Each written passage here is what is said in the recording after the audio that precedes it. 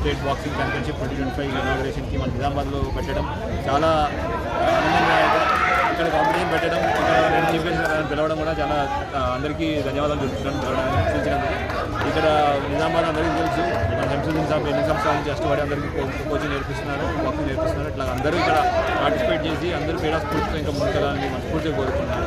ఇట్లాంటి కాంపిటీషన్ ఇంకా కంటిన్యూ జరపాలని, మళ్ళీ ఇట్లాంటి కంటిన్యూ జరుపుతూ మన ఇంకా మంచి మంచి ప్లేయర్ ప్రొడ్యూస్ చేయాలని మనస్ఫూర్తిగా ఆశీర్వదిస్తుంది. Thank you.